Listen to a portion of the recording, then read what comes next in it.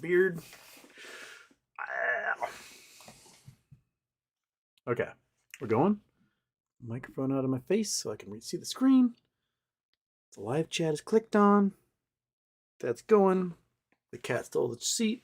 Monkey Butt's pissed. Chalupa Batman cam today. Monkey Butt is quite upset. She keeps coming up to me, looking at me, and crying. Well, you know, sometimes the cat just gets there first. Actually, I think he's been here since like 4 in the morning. Isn't that right, little fatty? Yeah. Okay. Well, everybody, welcome to Houston with a Problem, episode 245. Holy smokes. So, initially, Fidelity told their customers that if they wanted to register their shares with AST, their NextBridge shares, it would cost $100 to do all the paperwork and mail and everything, and per transfer would be $100. So if you wanted to transfer all of your shares, you could do that for $100. Webull comes along, and Webull says, yeah, we actually don't have the ability to transfer anything, but we can kind of do something similar with our clearing agent, Apex, and they can do it for $235. Okay. And then today, well, say this. Yesterday, a TD Ameritrade tells everybody, hey, the shares are in your account. And then when someone asked to register, they said, whoa, we don't have your shares yet. And then they told someone else, if you want to register, it's going to be $500 per share. Not take all these shares. Bleh. $500 per share to register. What? There is two things probably happening. One, they're going to try and make sure no one registers their shares because they don't have them. And two, if you do register your shares, they're going to use that cash to help close positions because they've got no money to do it otherwise.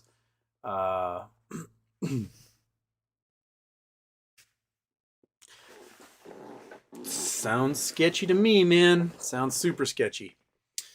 So, this.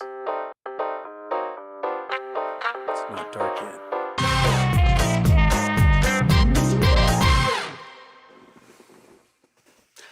Okay, turning that off.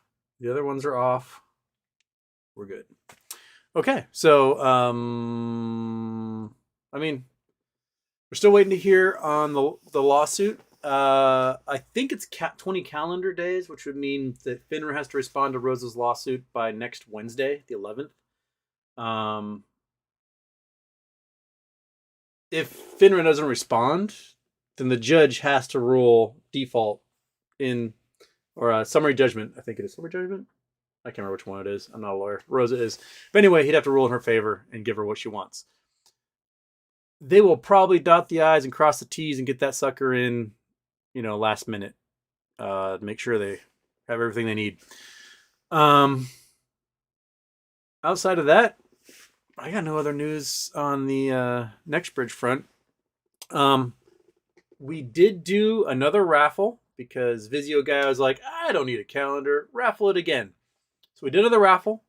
Talvin 4 won. He got back to me. He's currently sick with COVID, so if you're in the chat, my man, hope you're feeling better.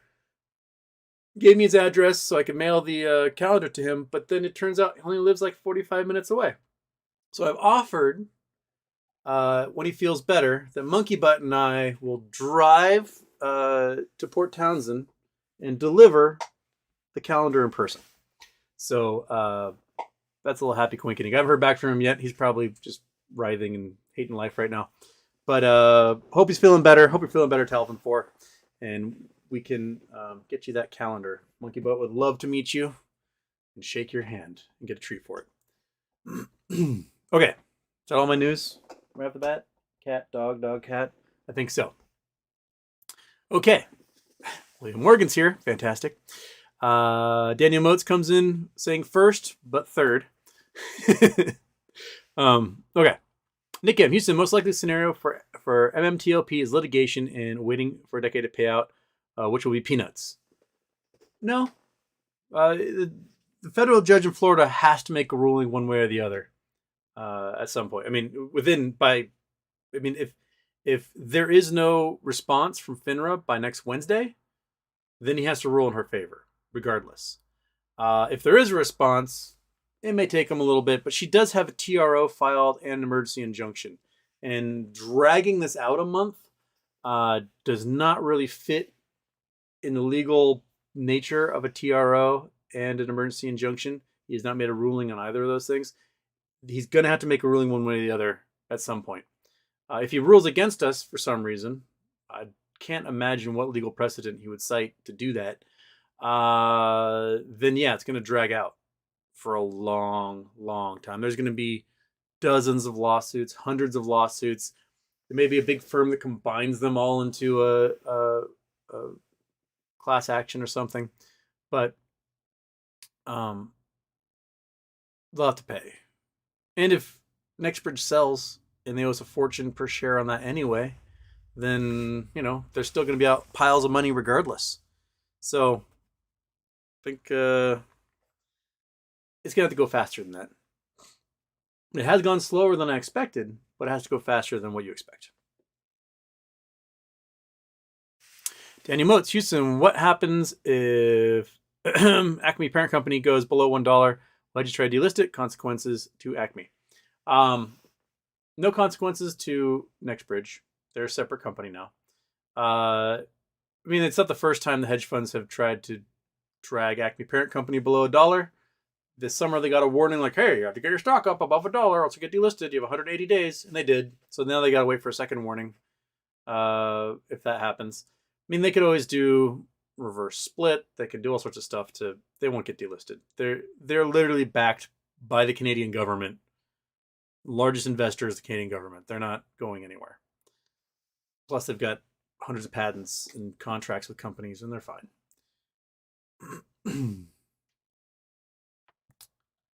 Okay. JDog, E-Trade deleted the old MMTOP QSIP number and replaced it with a new NextBridge QSIP number. Still a value of 0. It looks like synthetic to me. It is. They got fewer physical shares than shares listed in the accounts because they never closed. I mean, we know they never closed because we actually have a short seller posted to Reddit and showed like, hey, these are the short shares I still have in my account. I have never closed my position. So we have proof that there are shorts in these accounts. So, and he had stopped, and he's not paying interest on it anymore. Interesting. Not only does short still exist, he's not paying interest on his short position. So it would appear that the hedge funds are not able to actually give everyone their shares that they're allotted because there's more people expecting shares than there are shares that can be allotted. Yeah. So Vizio guy at Port Townsend was actually born in Port Angeles. The Seattle connections you guys are gonna make me feel like that I am just putting my thumb on the scale for Washingtonians, Vizio guy. Trust me, that's not what I was trying to do. I did the random number generator. Blame them. Blame what was it, like school random number picture thing? What is it? Randomnamepicker.org. Blame them. They've got a definite heavy Washington bias going on. Okay. You know what? Speaking of which, the calendar was so successful. I think I like that. I think I want to have something I can give away every Charity Tuesday. Something unique. Maybe I'll make a t-shirt or something for this Charity Tuesday. But then it would fit everybody. That's the thing. We'll just make it a large and that would, I don't know, tight medium. Will work for everyone. I'll think of something.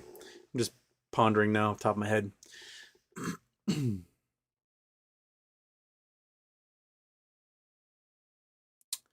Ain Train and TD America value is 0, so I'm down 100%. Don't see how that could be a placeholder. Yep. Bitcoin's warm in Western Florida. Just like everyone in Europe right now is super warm, setting all sorts of temperature records there.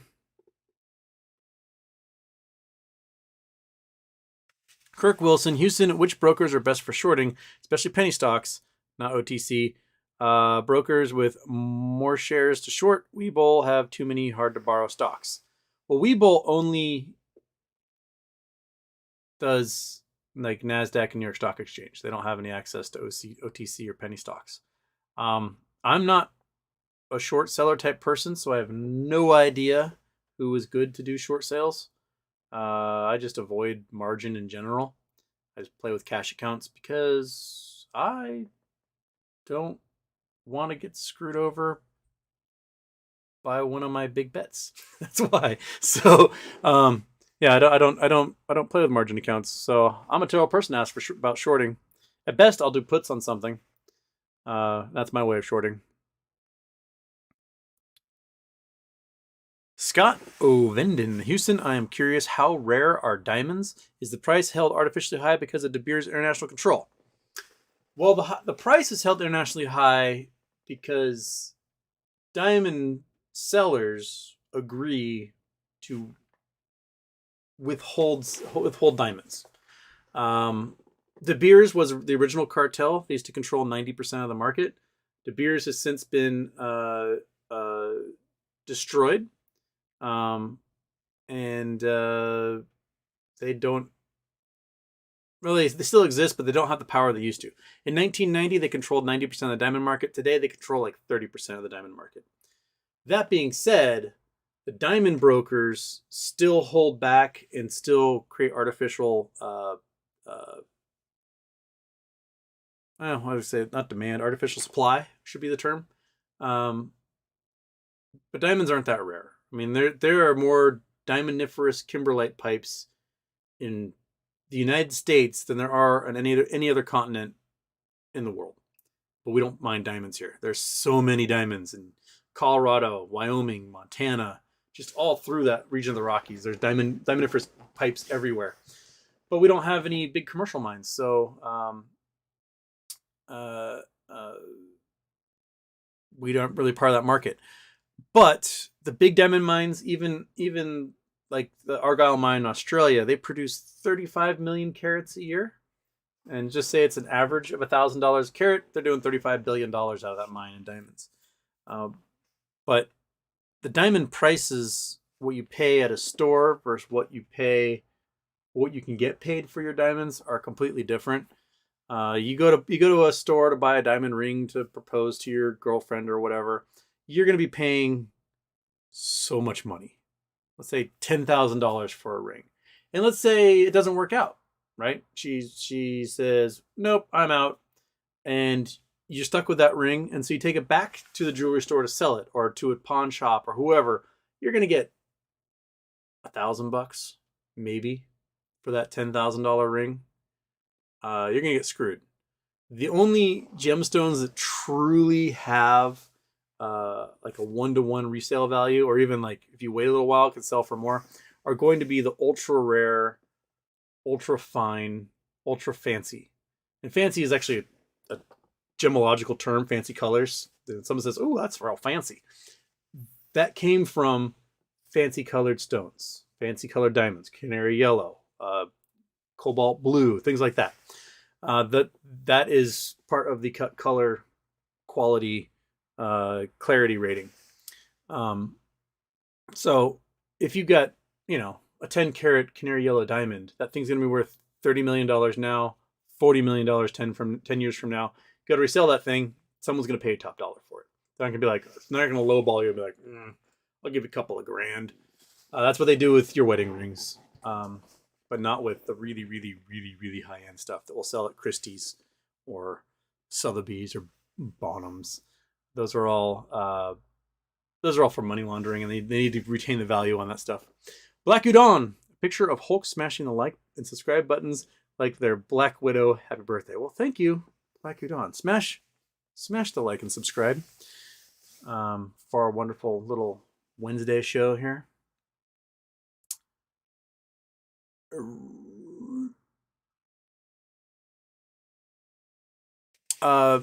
Baron Camellia, has anyone run into issues where they post a comment on YouTube videos talking about stocks and the comment gets deleted? It's happened so much. I'll get a notification like, hey, someone commented, and I'll click and the comment's not there. I can't see it. Try to go to like, try to find if there's a hidden comments thing. Nope. It seems to be about half the comments on my videos, they disappear before I have a chance to read them, or they just never actually truly get posted, but I get a notification that the comment was sent. I don't know what that's all about. It's been that way ever since I started doing this. And I figure some algo is like, nope. Something, I don't know. But Baron continues, I've been finding that about 50 to 80% of my comments get deleted about 18 to 30 seconds after I post, sometimes 1 minute. That seems to be happening quite a bit. A lot of times too, I'll see like someone comments and it'll say like 4 replies under the comment, and I'll click and I won't see any of the replies under there. There just aren't any. Like, it says there's 4 replies. I click on it, there are no replies to be seen. So how am I supposed to, like, I'm not able to moderate my own comments. I don't know if there's certain trigger words, if there's certain accounts that get flagged and they just kind of like do the shadow banning thing. I have no idea, Baron. None whatsoever.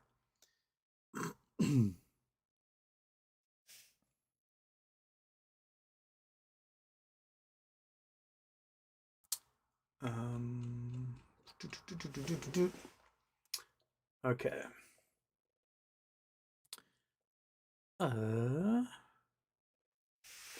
William Morgan, the Overstock lawsuit has already set precedent. They must cover all dividends regardless of form and in a timely manner. They don't have unlimited time. NextBridge is the dividend payment, not cash. This is true. The issuance of the NextBridge share is a dividend for holding the MMTLP share. And you must pay that. There's no other way to do that. It's a private company. You can't borrow the shares. You're not legally allowed to borrow the shares because you can't borrow a stock that isn't supposed to have a QSIP number because it's not tradable. Yeah, they have to cover. Or they must provide the dividend. And if they can't provide the dividend, they have to close their positions, which was going to be the last 2 days of trading. And then FINRA went off. So how we rectify that is going to be a judge in the Northern District of Florida going trade to close.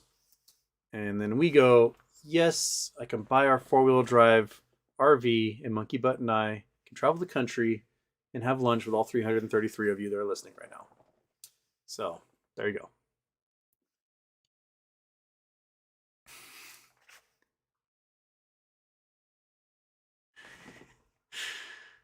Bill Coyne, don't leave me hanging, Houston. You're cramping my image. I'm leaving you hanging? Oh, go, because I was like 45 seconds late. That's all right. That's what you're talking about. David Keedy, Houston, what's up, baby cakes? Whoa. Oh. Not much. What's up with you? Everyone likes the chalupa can. Just little dark as night, little black hole. Just melts into everything. Oh, look at you. Look at you and your scratchy little belly. Oh, my goodness. You're such a scratchy cat. You are. He's always like, oh, it's wonderful. Stop. Oh, it's wonderful. Wonderful. Stop doing that. And then he purrs and then he gets angry. It's great. Sad Boy Incorporated. Houston, I think shorts will push GME below $16. Also, there's only 15% of the float that has yet to be locked by retail. Really? I thought it was like 50% was where it was. But I get different numbers from different things all the time. If it gets pushed below $16, that as of August, that was where hedge funds were no longer going to be underwater. They get it below $16, they're like, oh, it's no longer like counting against their margin. It's now a win overall. There's still hedge funds that have shorted at like $3 that are still hurting, but for the most part, the hedge funds on aggregate will be above water on it. I don't see them not shorting up below. We're at 17 or something right now. They'll keep going. The OPEX may have something to say about that, and there's a just calamitous amount of options that come due on the 20th. Is that the date? Is that the quad witching? It's the yearlies. So if there's any like fart at all in price before the 20th, then there might be a bunch of gamma hedging that happens, and the price could go wee on its way. But they'll try. Their goal is to short it and short it and short it. It might work until GME announces earnings for the Christmas season. They're done doing their reinvestment into warehouses and distribution and all that stuff. They are now like a lean, mean, profit-making machine. And I wouldn't doubt they announce a profit for Q4. Like, hey, we're in the black. Suck it, shorts. And we go from there.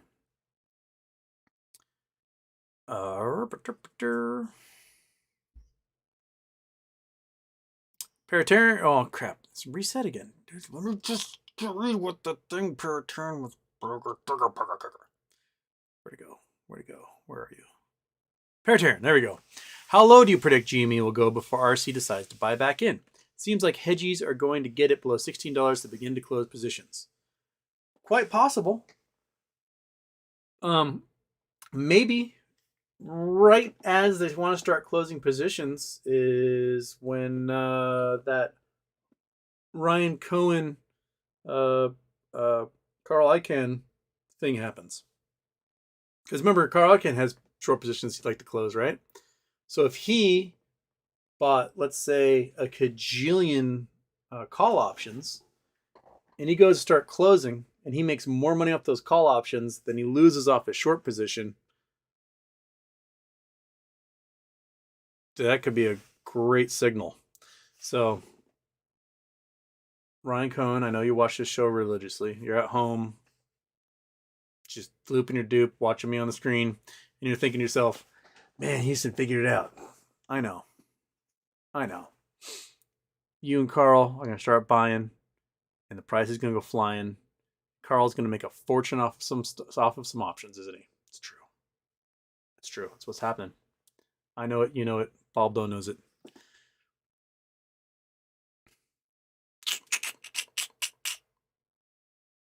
Justin Stewart, NextBridge gotta get this handled or else company never sells. They don't know who the shareholders are. This is going to be an escrow issue upon sale. I don't know if it'll be an escrow issue upon sale because they can sell, and whoever generated the short shares will have to cover that sale price. So there is a way that they pay out, and it will be probably lower than what they have to pay out if they want to close positions in an unknown like this. Right now, they've got like $20 million to do 5 more wells for the next year, so they can sit and wait. I mean, I would prefer to get paid one way or the other, but they can afford to sit and wait for at least another year, which means the shorts languish in this unknown land, uncharted territory of tens of thousands of shareholders in a private company, which, I mean, I will ask this. Has anyone ever found an example of a company going private without a set sale price? I cannot. I've done lots of searches. I can't find that at all. Where all the shareholders go private with the company. Every single time the company goes private, it's because there's a buyout offer that gets accepted. All the shares that exist get turned into that cash, and then the company's private. I just don't know. I've never seen it happen before. So it seems to me that in general this is unprecedented. That this is a new situation, taking a whole bunch of shares that belong to a whole bunch of people and just going, you know what? We're not trading anymore. It's a private company. I've not seen that. So if you guys have examples of that, by all means, send them my way.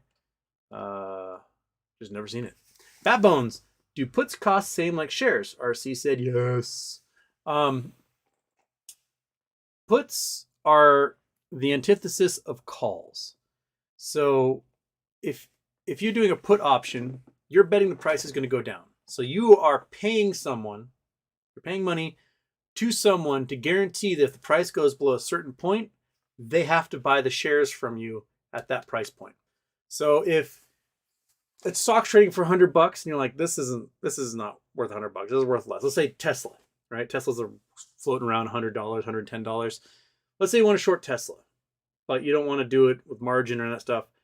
you buy a bunch of puts on Tesla for $90, or at $90, I should say. And it might cost you a few $100s to purchase that contract.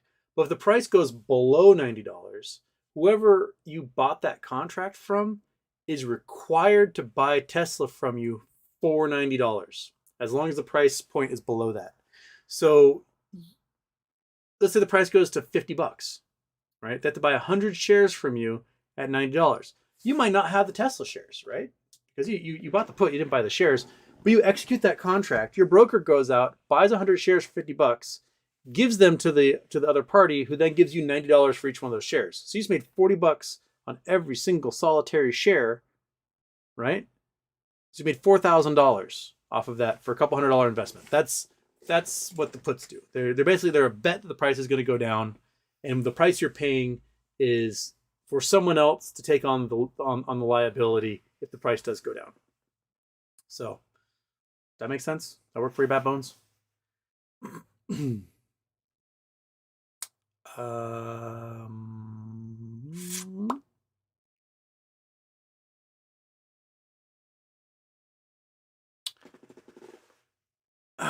KYP, should we register our shares at AST? Fidelity is a piece of work, and yes, that's what they told me, $100. I am waiting until I hear from the judge in Florida.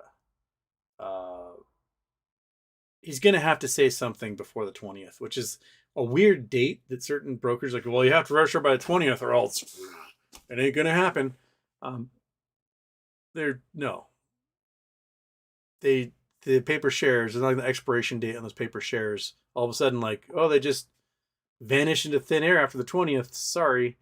That's not how it works. They should be able to register for you at any time.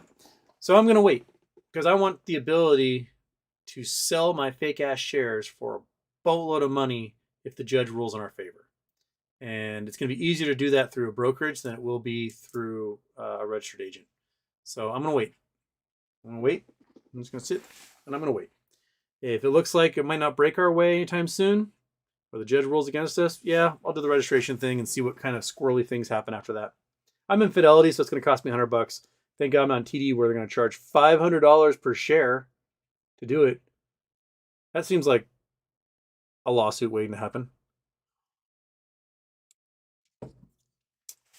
Quantum, after 120, the paper certs will vanish in a mysterious warehouse fire. I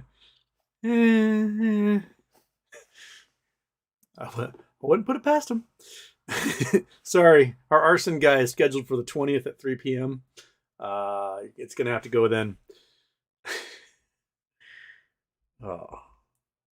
We have the world's saddest. Come for your sad dog. Come on. Show everybody how sad it is that you can't sit in your bed. It's so sad. I know. It's the saddest thing in the entire world. I know. Oh, just such a sad dog. She's so sad. She's so sad.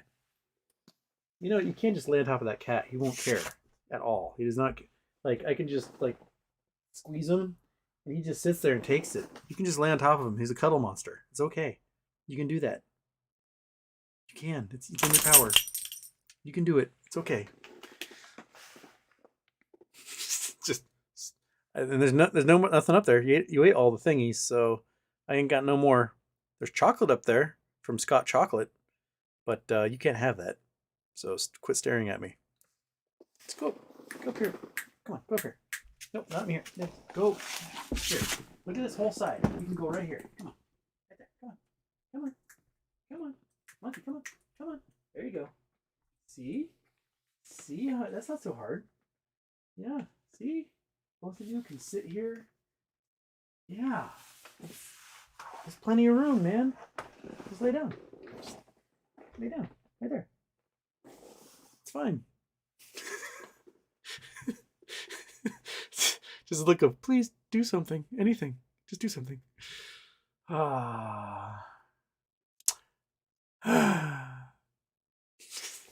She actually gonna lay down. She's gonna get off. Oh, do it. Lay down, monkey. Do it. Oh, you wuss. You wussy dog. You're a wuss. All right, where was I?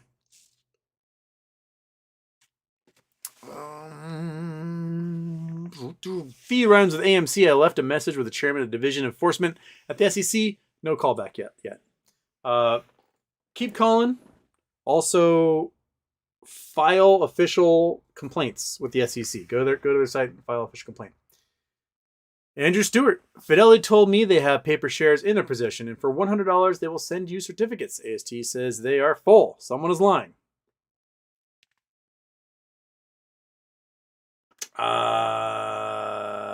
I know that the brokers did get distributed. There was a list from the DTC about who and how many shares they distributed.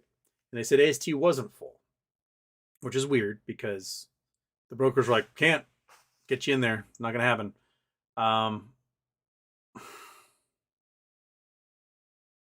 Regardless, this is not how it's supposed to run at all. This is a mess. And the fact that it is a mess is proof of shenanigans. If it had just gone super smoothly because they closed out all their short positions, whiz pop bang, been done. But because it's not whiz pop bang, because we are now closing in on a month, next week will be a month since NextBridge issued those shares, and we have nothing but confusion still. In this day and age, man, there should not be this kind of confusion. There just shouldn't. It should just be, we sent the shares went into a folder with your name on it, done. That's all it should be. Done, son. But instead, it's runaround time. And nobody knows what the other is doing. You're getting different things for different brokerages, all claiming all this different stuff. Oh, you got your shares. But really, you didn't get your shares? Well, you got them. Wink, wink, wink. I'd like to register them. Oh, yeah. So that's one says you should be able to register, like, no cost. But it's going to cost you. Also, we're going to charge you for the QSIP change that we've done 3 times. It's just a mess. It's just a messy, messy, messy mess. And it's all fodder for the court to look at and go, that's a mess. Let's clear this up by closing all these short positions. That's the best solution. Is if you don't want this to be a mess anymore, close the short positions. Done. That's all you have to do. So close them. How are you going to close them? By paying us a boatload of money. You got to close them, and the only way to close them is to pay us. So you're going to pay us, and you're going to close all those positions, and it's going to be out. So pony up the dough, baby. That's all you got to do.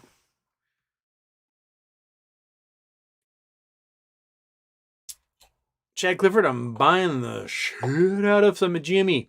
Not financial advice, just good business. See you on the moon, folks. Allies, $235 as well. They must be using Apex as well.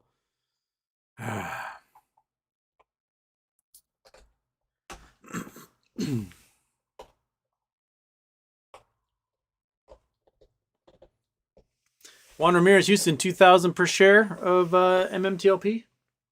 Sure. If they open up trading, I'm asking for more than that. I'll start at 10. I'll sell one at 10, see where it goes.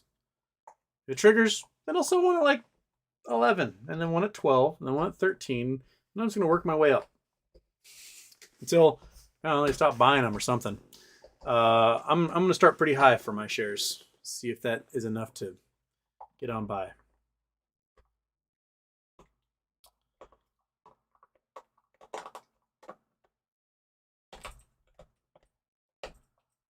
Dan Margelot, Houston, I know this is not sexy money, but I'm doing very well on HIMS. Seems like a good company. I have no idea what HIMS is.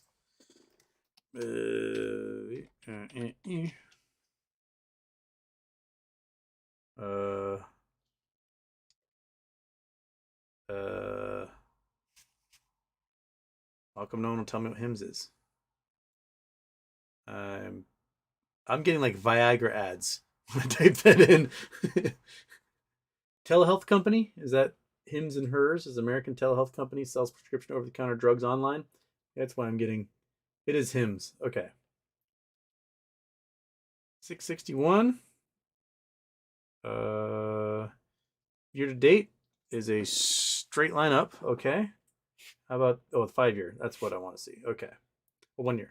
So it was at a low of $4.20 in November. It's hit a peak of $7.35. Oh, you guys can't see what I'm doing. Duh. Always forget to do that. I also got to turn off the Google Earth. There we go. So we had our local low on November 3rd of 420, hit 735. Back in May, it was down to 311. So it looks like it's doing all right. 5-year max. Had a big old peak in 2021, probably during COVID. Yeah, February 2021. Doing well, getting people buying drugs. $23, and it's been kind of blah, blah, blah since then. Hey, all right, good for you. I didn't know about this company. Now I do. Oh, don't let me stop you from chewing on your bone. I'm not going to help you. You have to solve your own problems. You're a big dog who kills coyotes, and you're scared of the cat. Why?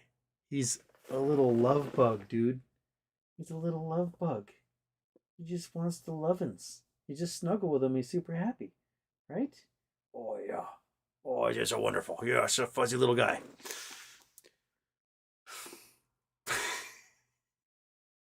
She's just will not unlock her eyes off of me. You're spaz. Okay.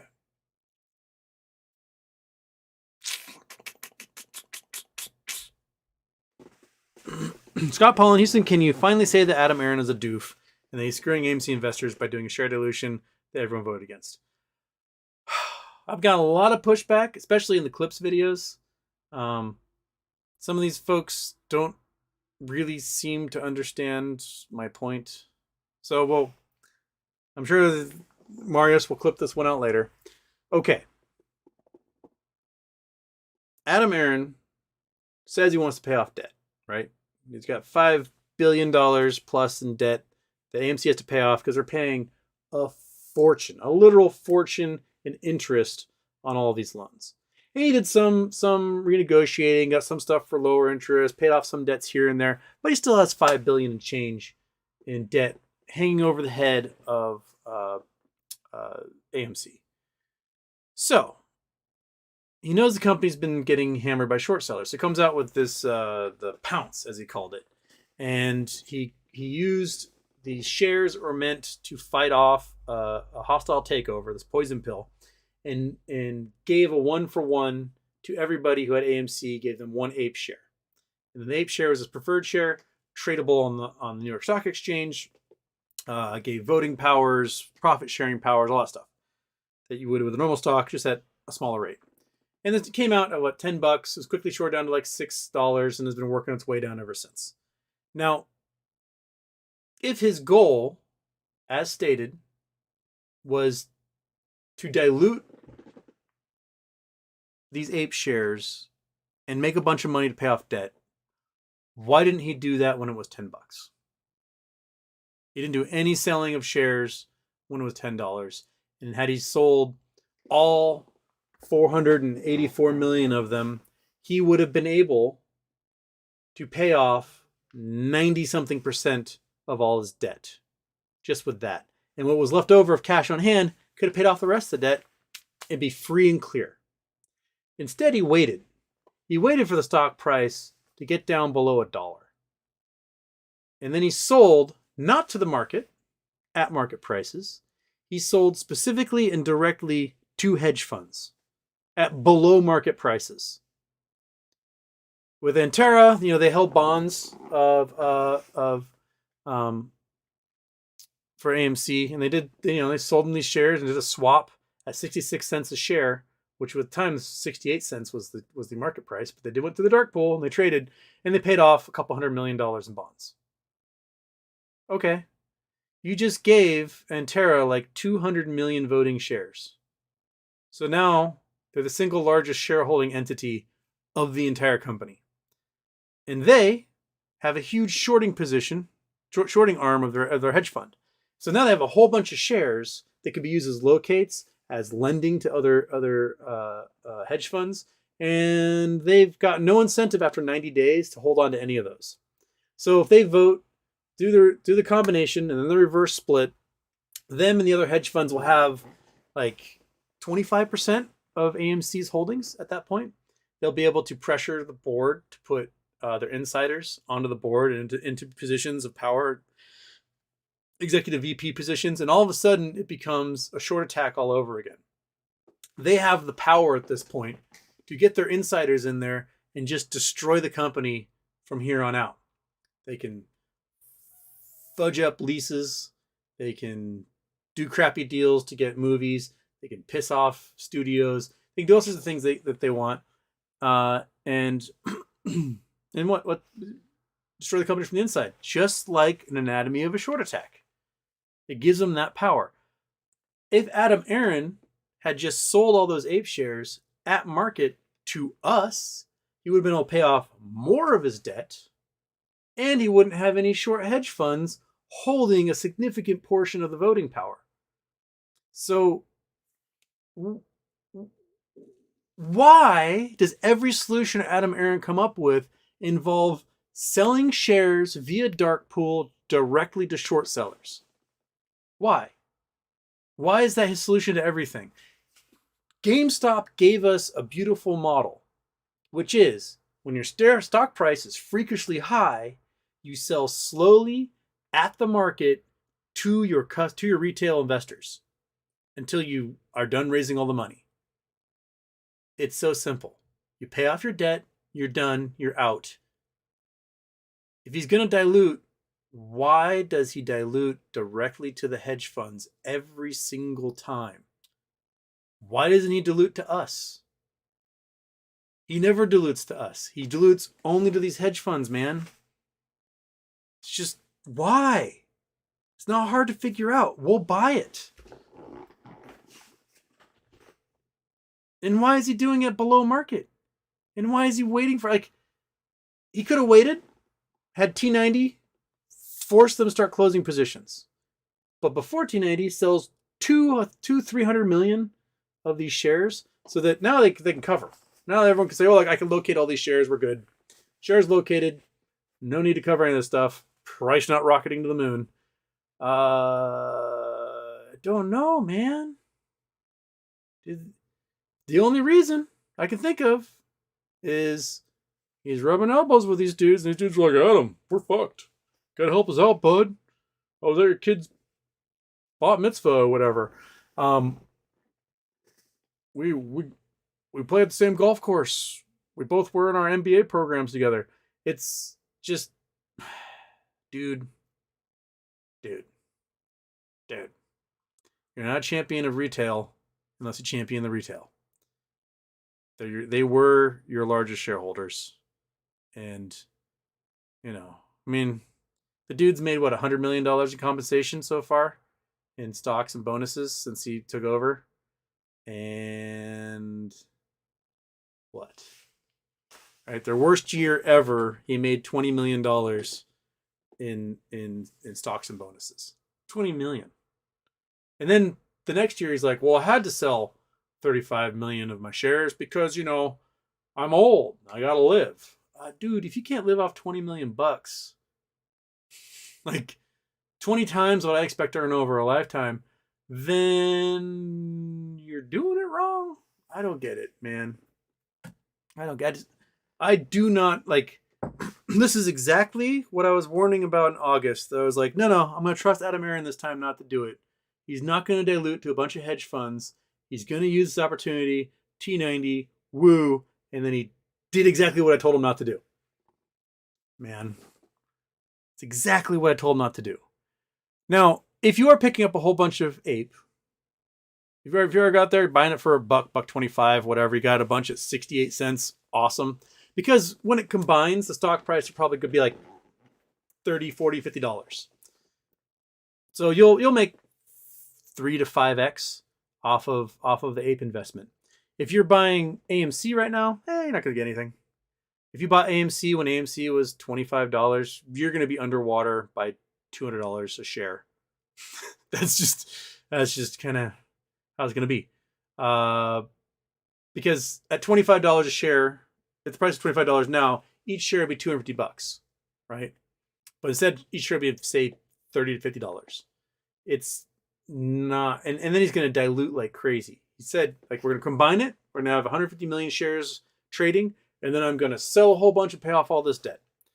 Okay, so he's going to pay off $5 billion in debt at, let's say, $30 a share. Calculator time. Bring out the calculator. Bam. I got to turn you off. Calculator. There we go. Okay. So, got to pay off $5 billion in debt. And you're going to do it at $30 a share. That means he's got to more than double the float. You have to sell 166 million shares, right? He's going to sell 166 million shares. Who's he going to sell it to? Is he going to sell it at market? Well, he's never done it before. So which hedge funds is he going to get to own? Because remember now, 25% of the current float is these hedge funds, right? And he's going to sell another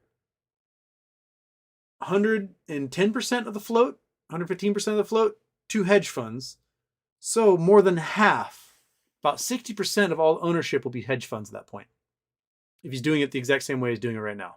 And then the retail voters have no more power. And the hedge funds will get all their guys in there. They will run it. They'll dump all the shares and then short the shit out of it. That's what's going to happen. So that's, whip out my crystal ball. That's what he's going to do. He's going to just screw all of you over. And that's how he's going to do it. That 25% I had 75% hope, 25% worry that Adam Aaron's going to do this. And now it's 75% worry, 25% hope. Maybe it's 80-20, maybe 90-10. Whatever. Adam Aaron's going to make it so that the hedge funds control the board and you're all screwed. So, I know there's going to be a bunch of AMC guys who are going to be real upset in the comments, and they're going to get in there and be like, but how do hedge funds control the board if they're short shares? They have to be long. They are long now, dude. They're long now. They have 300 million plus shares. They are longs. They can vote. Even though they sell short positions, that does not cancel out the fact they own physical shares right now that give them voting power. And enough bulk that they can suggest people for the board. That's the way it is. And he's going to sell another 166 million of them so that they can control the vote. And hedge funds will control the vote. They'll stack the board. They'll dump the shares and they'll destroy the company from the inside. Well, they short the hell out of it after that. That's what these guys do. This is their entire business model for shorting stocks. And Adam Aaron just opened these big giant French doors. We're like, come on in, short sellers. It's a fire sale. Take whatever you want. And Monkey Butt is still staring at me because I won't move the cat from the bed. Yeah, I know, buddy. I know. It's your bed. It is. So you have to take it. Just take it. Just get up there. Come on, get up. Come on, get up. Get up there. Come on. Get up there. Come on. Come on. Do it. Get up. Come on. Do it. There. Come on. Get up. Come on. You can do it. Look at that. Look at that little face. The little face right there. Look at that little face.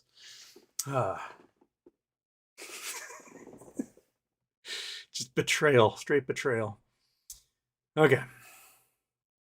How's that for... Whoa. Did you just tutor? Did you just... In a closed room, did you just do that in here?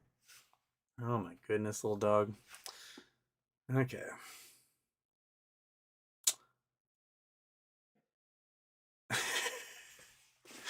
This is Minnow Johnson. Other news, local celebrity, micro celebrity goes missing trying to deliver calendar of himself.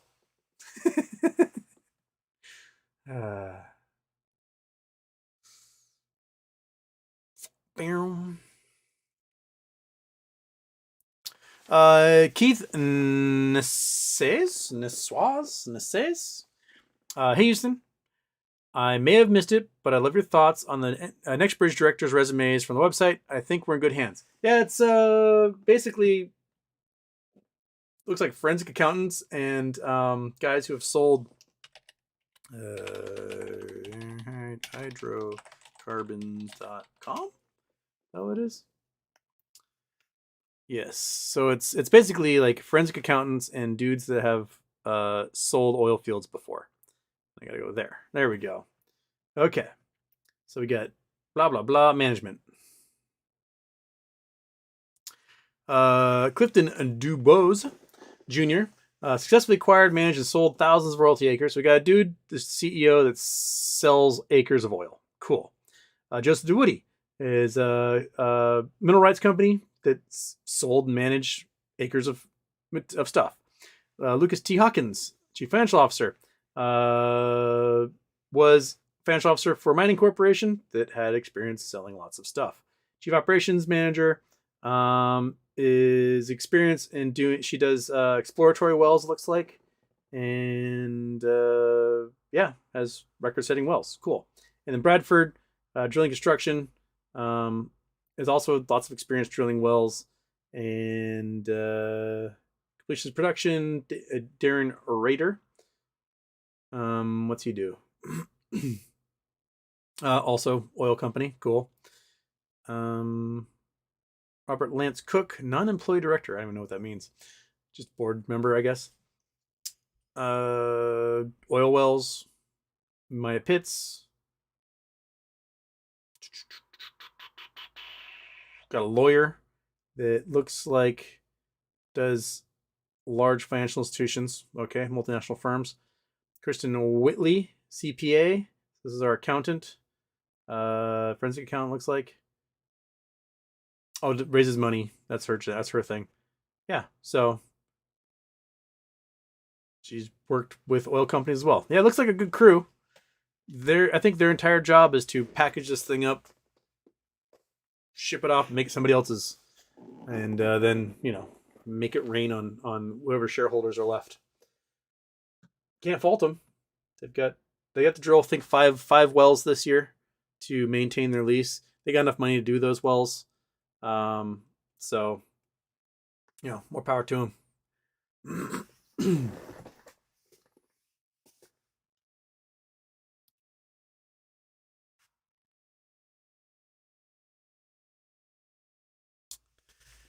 Got Pollen's liking GameStop prices. It's a deal right now.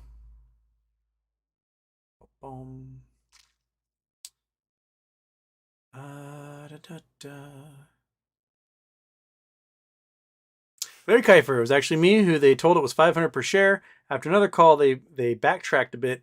Also, first TD agent said the QSIP was for NextBridge. The next agent admitted it was just a placeholder. I mean, the fact that no one can give you a straight answer and it differs from phone call to phone call tells you that what a mess it is. And that right now these brokerages are probably spending half or more of their day dealing with NextBridge holders. That's just 64,000 shareholders. And TD Ameritrade might have, I don't know, let's say 15,000 of them. I don't know how many. I'm just pulling that number on my butt. Let's say there's 15,000 shareholders in NextBridge, and enough of them are calling every single day, sucking up all of their brokers' time, all of their customer service time, all of their supervisors' time, all of their compliance officers' times. It is a nightmare and a headache, and it's costing them time and money at this point. So just close the positions and we'll stop calling you. And you can go back to doing whatever it is you do on a daily basis, helping on a grandma navigator 401k or something. We'll stop calling you about NextBridge once you figure it out.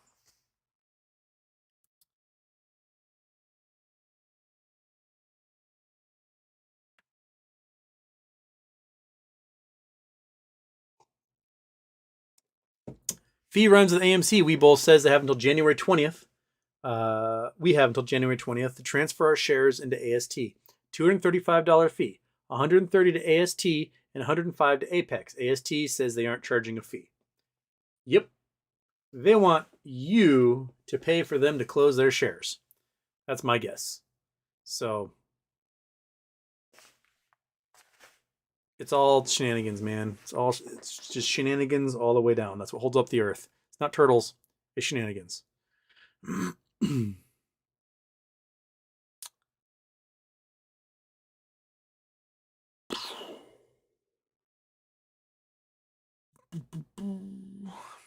Kyle DH, do you know or have you ever listened to William Ramsey? I don't know who that is. So no, I don't think so.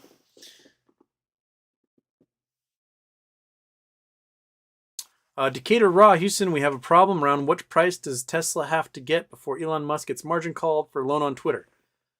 I've heard mixed reports on this at the moment. Some are saying he still is leveraged on Twitter for these, or leveraged on Tesla for these loans. Others said he renegotiated and all of Twitter is the collateral for the loans they took out. Took out something like 13 billion in loans for it. And then took investment from Saudis and other people to cover up the rest of the 44 billion. So I don't know. There was a report from Barron's last week that Elon did get a margin call, that his family fund got a margin call. I don't know if he came up with cash or what to combat that. But I mean, he's lost $200 billion in wealth since this time last year. That's a lot of money. And I mean, December alone, the collapse of Tesla price cost Elon like $135 billion alone. So I don't know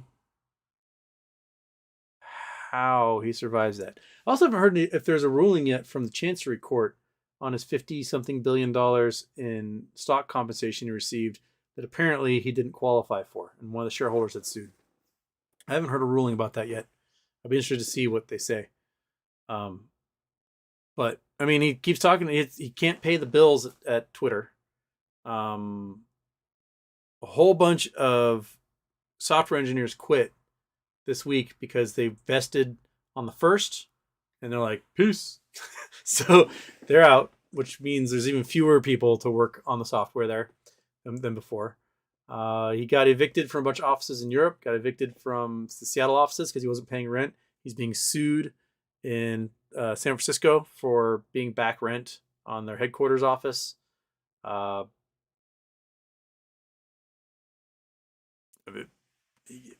If you don't have an accounts payable team to pay the bills, then you're going to start getting repoed and foreclosed on for the stuff you don't pay for. So it makes me wonder, it's like, are they paying the server farms? Are the server farms getting a check every month to host the website?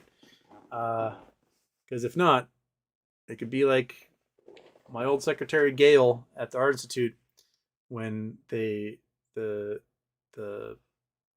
Pentecostals, when they bought the college and they fired her to like streamline, and she was the person she was the accounts payable. She paid the bills for everything, and all of a sudden, all these student records got shredded at a documents warehouse because no one had paid the bills. They're like, well, what do we do with this? Well, it's sensitive, so we'll just shred it all.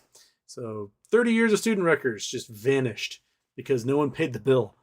They asked her, like, oh my God, come back, Gail. You have to help us with this. She's like, I will, for consulting fee for $250,000. I'll tell you to do all this stuff. And they're like, oh, So everyone's records got shredded. So if you're a student at the Seattle Art Institute, there's a good chance you could just tell anyone that you graduated from there, that you got degrees from there, that you are a video game programmer, a sound engineer, whatever, because there's no record. They'll prove you weren't.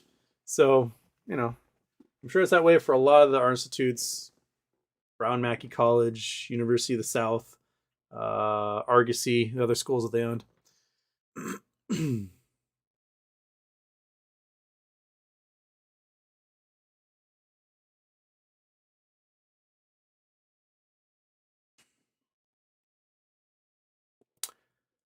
Rather be skillin'. So basically we got effed with MMTOP and should move on with my life, pay my debt. Else how, huh? No, wait. There's still a court that's got to make a decision one way or the other. Something has to happen. The water's got to break somehow. That dam has to burst.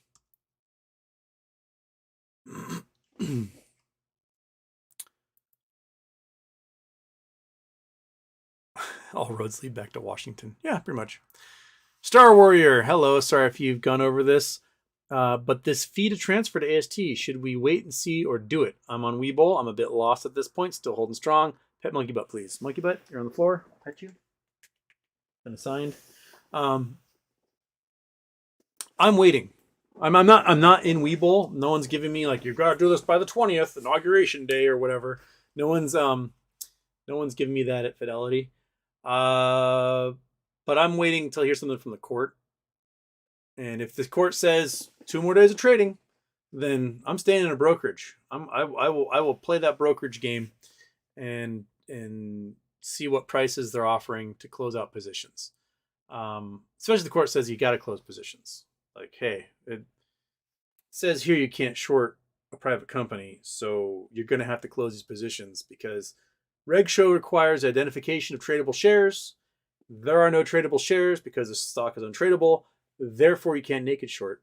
And you can't borrow shares and sell them because there's no market.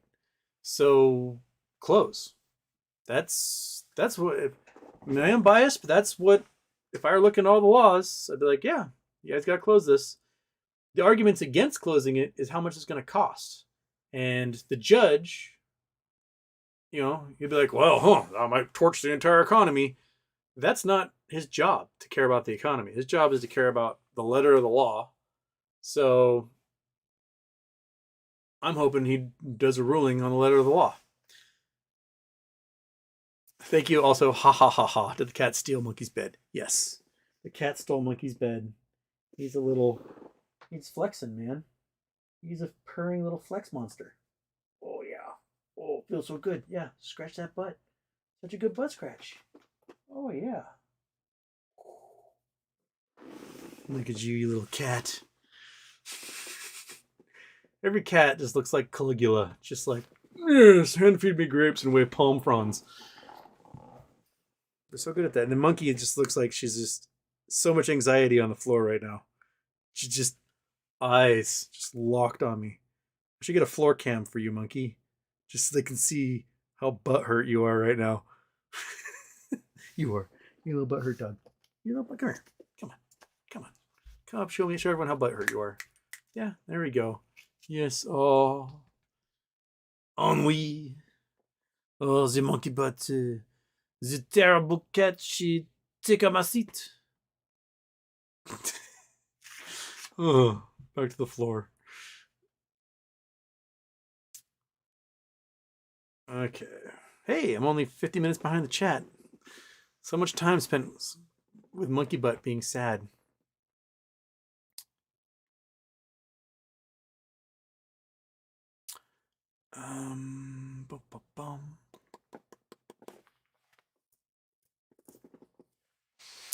Greg WH, I have 4,368 shares in margin accounts with Ally and E-Trade, but more in a regular trading account. How safe is the margin? I mean, as long as you don't like make a bet that loses you a bunch. But even then, how are they going to get rid of your shares? There's no market, right? There's no one to sell to. There's no market to sell. So I don't know, man.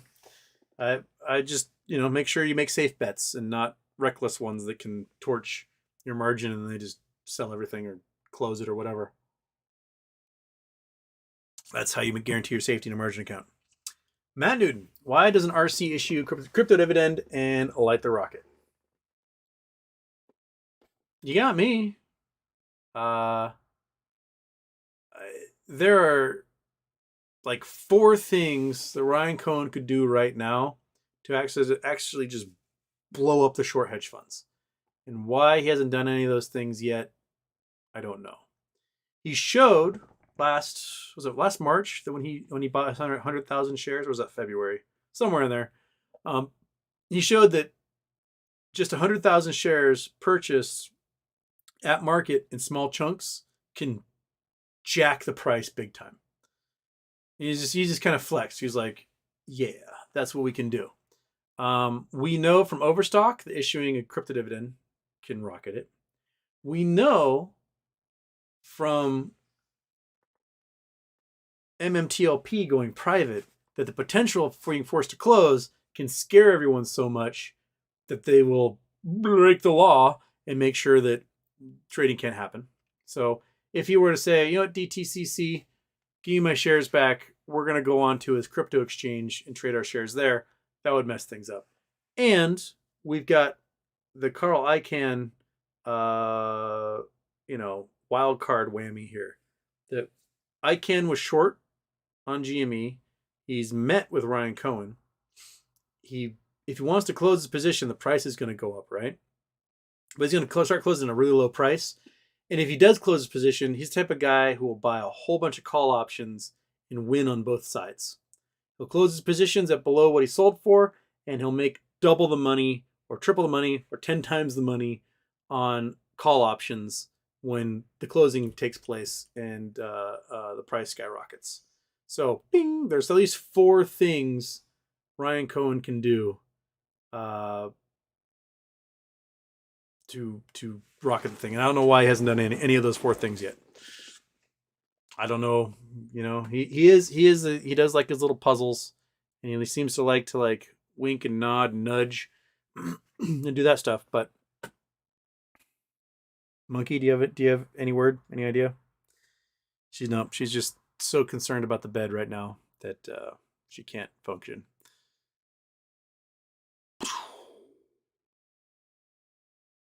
I'm not on top chat. I'm on live chat, guys. I'm on live chat right now, not top chat. Just quit saying I'm on top chat.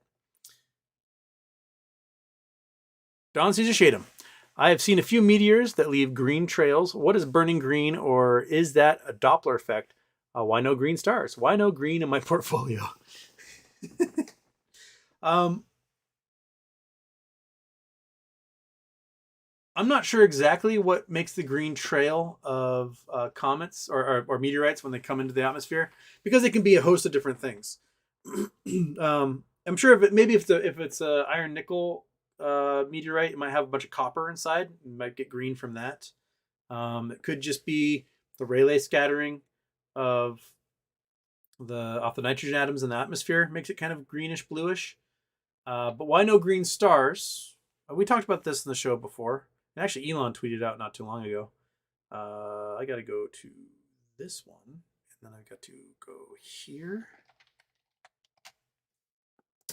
There we go. Oh, come on, mouse, work. Okay.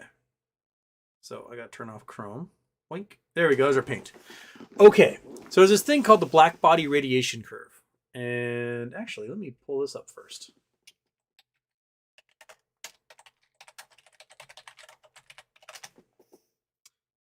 Here we go. All right. We'll go first. I'll show you on the internet. So black body radiation curve is a curve. So under the curve is the total amount of energy expended by a body radiating something. So like a human being radiates at about 300 Kelvin. We peak in the infrared, way off here outside the visible spectrum. A pretty powerful star will peak way up here in the blue, ultraviolet, purple range. It's a pretty powerful star up here. A medium-sized star like our sun will peak right here at green, right in the middle. So the sun is technically a green star. And smaller stars, little M-class stars, they'll peak out here in the red or maybe in the infrared as well. So they'll be tiny little red stars. These are the type of stars that the Predator is from. That's why the Predator's vision was dominated by infrared, because that's the amount of light that it got. And human eyes actually peak in the green spectrum. We see green better than pretty much anything else. All the plants are green because they're absorbing green sunlight all the time. And that's how chlorophyll works. So if we kind of zoom in, right? So let's say we got ourselves this little medium-sized star here like our own. And we zoom in. Come on. There we go. Got my brush size. Bam. So the black body curve looks something like that, right? And let's say the visible spectrum is in here. So if we zoom in on that part of the spectrum, it would zoom in and look kind of like this. And the visible spectrum, yaw and yaw. So we would have our ultraviolet or violet over here, blues, lighter blues, and then we get into our greens, right? Greens in there, and we got our yellows and oranges and pinks and red. So got a Roy G. Biv basically here. And because this is fairly flat, it's almost, while it technically might peak you know, right here in green, the very middle of that peak is at green. When you mix all the colors of light together, you get white. So our sun is kind of white yellow as a result. You can have stars that peak in the yellow. Ours actually peaks in the green. Because it's almost an equal mixture of all the other colors, it's kind of yellow white.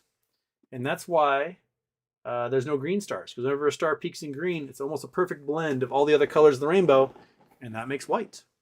If you're looking at your screen right now and you see this white background, and you get, if you're on a cell phone, you get your eyeball real close to that thing, or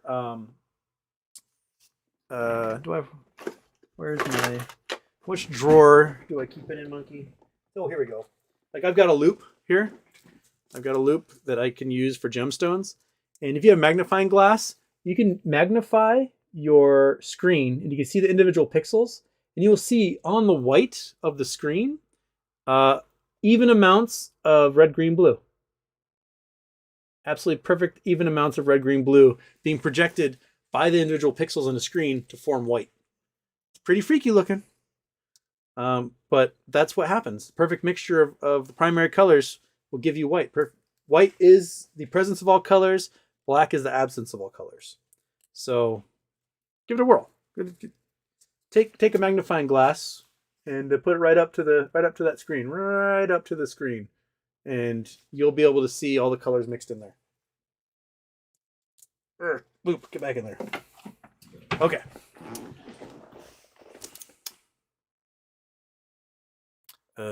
Minimize you. There we go. Back to the chat. Oh, I think I missed someone else's chat. Shoot. Did I? Star Warrior. I did miss somebody's, didn't I? Oh, I did. I missed JR's. Sorry, JR. I'm an idiot. I forgot to read yours. Can I send you a link to a MMTLP retail lead share count? What is a realistic price target with 1 billion shares out there? I saw that I'm not sure if it's exact one. They're showing the low end at like 300 million shares, high end at 600 million to 1 billion. The more fake shares they are, the more they're going to have to pay us per share to close. But the less money they're going to have to do it. Does that make sense? Like, if we go back to calculator time, turn off the rainbows, turn on, oops, that's Excel. I want paint. There we go. Turn that, come on, there we go. All right, go back to calculator time.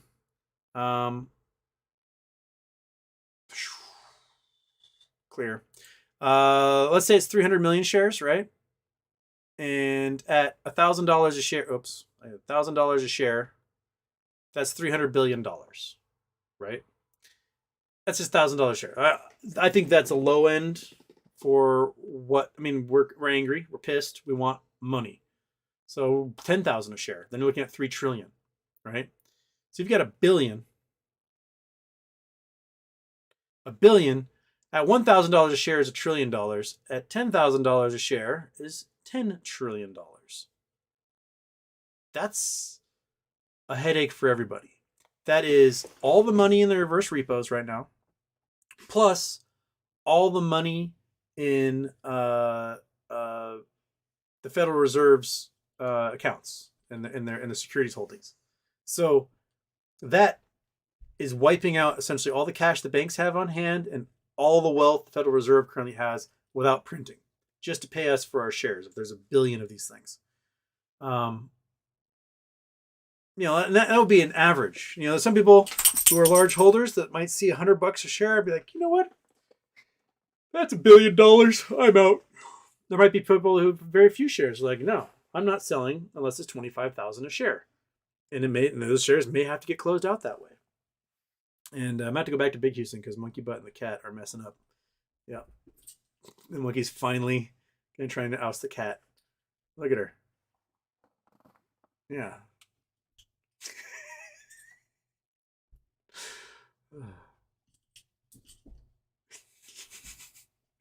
Come on, do something. I can just watch this show for a while.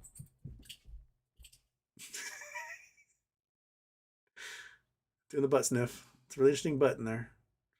Yeah.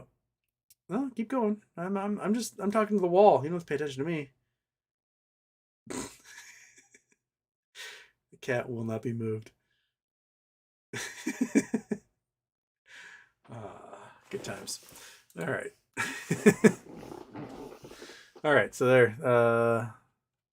That was JR's, and then Matt Newton. Is it shareholder? Wait, what? Is it in shareholders' interest to raise capital through squeeze?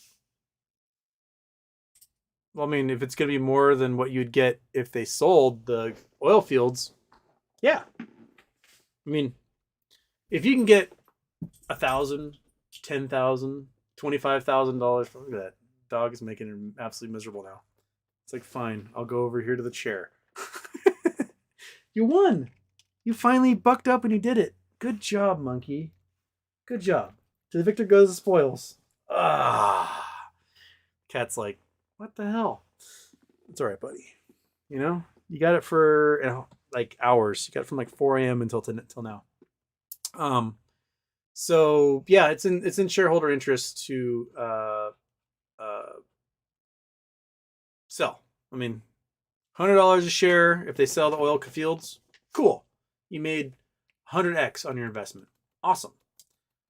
$1,000 a share, you made $1,000 at 1,000x, 10,000, 10,000x, right? Because this is a dollar stock for a long time. No, I mean, if the price that this stuff is selling for is for way more than I could ever imagine to get out of a deal for the oil fields, then I'll take it. Because why not?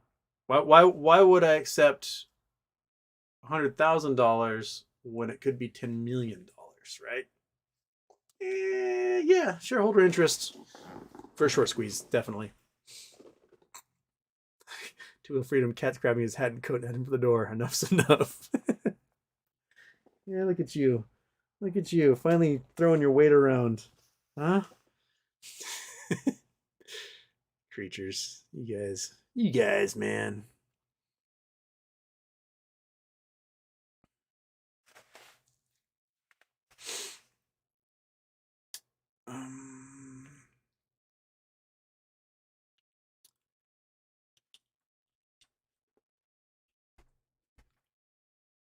Yogi 2012 to see Matt Core's video. If you don't hate it enough, William Morgan will block you.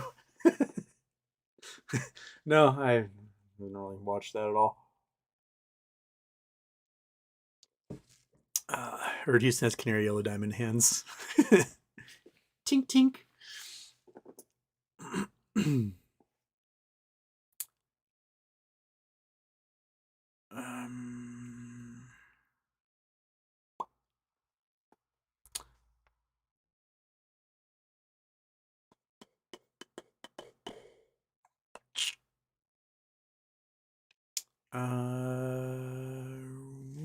VRAMs and AMC, a lot of those comments on YouTube channel are bots that more than likely have been reported as spam. Yeah, a lot of that happens too. I did last week get my first Houston impersonator showing up in the comments section. So, you know, that's a first. Someone claiming to be me and then be like, hey, thanks for watching the video. Contact me on WhatsApp at this crazy number. I should have saved it and then contacted them on WhatsApp and had a conversation with myself. That would have been spectacular. What? All right, next time that happens, if you guys see a comment from a fake me, tag me. I will do a video where I call myself and figure out what I'm offering me. That sound good? Just let me know if you see one. I will do a video, a live video where I talk to myself, and we'll see where that goes. A lot of the other guys that do YouTube, they've been having these fake dudes for years. And I was like, where's mine? Where's my fake impersonator pretending to be me to sell you financial advice on WhatsApp? And I finally got one and I ruined my chance. I didn't think about it until afterwards of like the inception of talking to myself. I mean, if I call myself and I'm talking to myself, does one of us cease to exist? Do we both blink out of existence? Is one antimatter and one regular matter? Kitty, is there an anti-chalupa Batman who is, I don't know, Taco Joker, and he is an all white cat with blue eyes or something? Huh? You got those little yellow eyes, don't you? Yes, you do. And the complementary color of yellow is blue. Yes, I learned with stuff in arts class.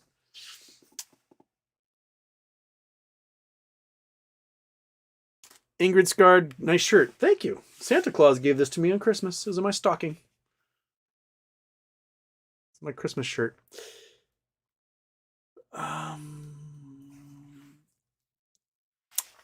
Pat Philp, how does trade to close work if paper shares have already been issued? Same way paper share trading worked in the past. You handed shares to a courier, and that courier bicycled across town and delivered them to the brokerage. You got to go old school. So that's how it would work. At the end of the trading day, they would have the 2 days for the clearing and closing, and they would chalk up who owes who what, and then they would just rectify and trade all the paper back and forth. Do it old school. Probably have a bunch of brokers chain smoking cigarettes and drinking Scotch whiskey on the floor, but angrily yelling into phones to make deals. That's probably how it would work.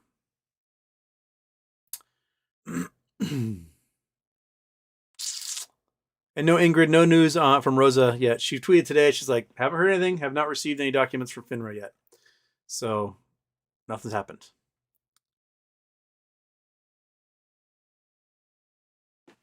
Raving happens. T+2. How could they close the last 2 days? It would not have been enough time. They should have closed by the 8th. I mean, they should have been getting forced to close from the get-go. The corporate action did say that any transactions that happened after the 8th will be the responsibility of the seller to clear. So, or to make sure they got their NextBridge and so on. So basically, it would come down to those brokers. Those brokers would just have to do their diligence. And the thing is that any trading that would happen those last 2 days would be all to close positions, and it'd be just deleting fake shares from existence anyway. So there'd be no paper shares to trade. They just got to delete all the fakes. And the only way to delete all those fakes is to pay us for those fakes. Pay me, and I will give you my fake shares. Just make sure it's a lot of money so that I can get a 4-wheel drive RV, and Monkey Butt and I can hop in and then travel the world having lunch with all 469 of you currently watching this. Right, Kitty? I mean, you can come along too, Cat, but you kind of get weird when we drive. I don't think you'd enjoy it. I think you would much rather just stay here, have somebody watch after you, then Monkey Butt and I go and wander yonder, right? He's like, whatever, man. Just gonna sleep on the desk.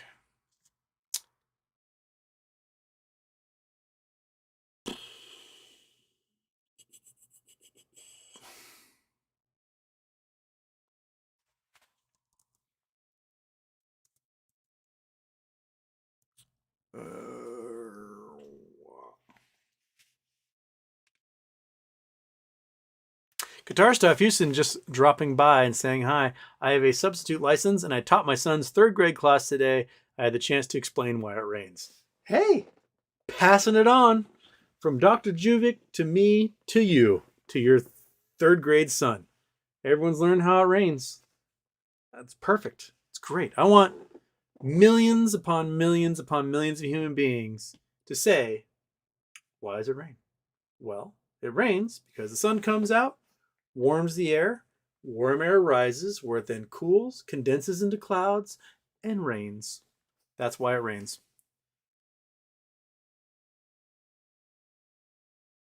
The Body Shop Houston, how do you feel about ChatGPT? I have not played with it myself. I have some friends who have. I say it's pretty good. I tweeted it out. There was a lady who's a material sciences physicist or engineer who specializes on things like on the molecular level, and she did her PhD on a certain something to do with electrons. I don't really understand what she was working on, and she asked the GTP about her paper, and it started explaining it pretty well, and then offered these resources that didn't exist. We're talking like names of papers, authors and the schools they went to. And she's like, wait a minute, you're giving me accurate information about how this works, but you're citing resources that don't exist. She's like, okay, I'm going to ask you about something that doesn't exist at all that I know a lot about. So she tweaked her question to ask about something about I don't know, rotation in an electron or something, and what makes it happen. And the ChatGPT is like, oh, that's an excellent question. This is how it works, and laid out in very technical terms exactly what was happening with the rotation of these electrons. And she was like, wait a minute, that's not all how it works. And then it gave her hundreds, not like just a few, like hundreds of peer-reviewed journal articles. Again, titles, abstracts, authors, the institutions they work for that don't exist.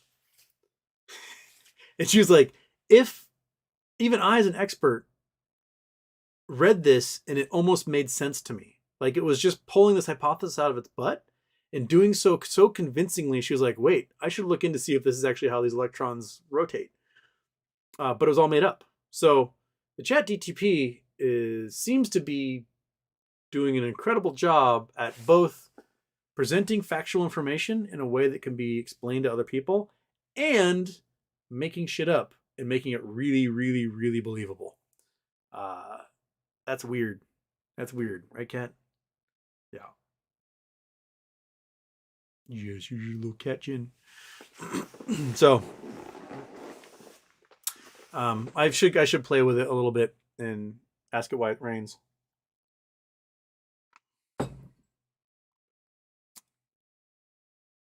Come on, chat. Oh, there goes the reset. Okay. Reset of the chat. And it cut off about... Okay, so if you were chatting between about 4:40 and 5:15, your chat has vanished. I apologize. So we're at 5:15. So now I'm only 40 minutes behind. That's not so bad. Dennis Bridgewater, $24 million is good enough for me for the old fuck whatever wanted more. Yeah, you can do whatever you want. $20 million. If I got $20 million, I really don't. I don't understand the $20 million isn't enough motive. Like we talked about that one in May when all these dudes were getting just absolutely liquidated because of Luna, right? And one of the dudes had $75 million in his account, had been over leveraged like 100 to 1 doing these plays, and then blink, didn't have $75 million, had nothing. All of his money was tied up in Luna and in these crazy margin bets. He's got nothing now. If you have $75 million, let's take 70 of it, throw it into a Vanguard, and just, make your $5 million a year off of that. That's okay. You will be forgiven if you just survive off the $5 million a year in annuities you get off of your index fund. I will forgive you. You can take the other $5 million and do all the crazy plays you want. That's just 1 year's salary for you, right? Off of your annuities. It's fine. Don't take all 75 million and bet it all on a 100 to 1 margin. That's just silly. That's super silly. Don't do that. If you find yourself with $20 million, I just don't understand why you aren't sitting in a hammock on a tropical beach somewhere. Like, why are you going out there trying to get more? You did it. You have all the money you'll need to live very comfortably for the rest of your life. You can buy a nice house on the water. You can get a boat. You can travel every day for the rest of your life and still have money left over. So why? What? Someone asked this question the other day and they were like, why do they have to be so evil? Why do rich people have to keep being evil to get even more? You have enough. What's the urge to keep committing crimes to get even more? You're there. You did it, man. And if you want other people to do really well, you take your wealth, you step aside, someone else can get in that position. They too can get wealthy. And then they can take their wealth, step aside, someone else get in there. I don't know. I have no desire to work until I'm 90. I have no desire to work now. Like, I want to go explore and smash some rocks and look at stuff and not have to worry about, I'm going to pay for that tank of gas or whatever. I just don't get the urge to just, once you're rich, to just keep committing crimes. I don't know why you can't just chill out, man. Right? Like the cat chills out just fine. He sometimes has to worry about monkey butt taking her bed back, but he does just he's figured out retirement. He's got it down.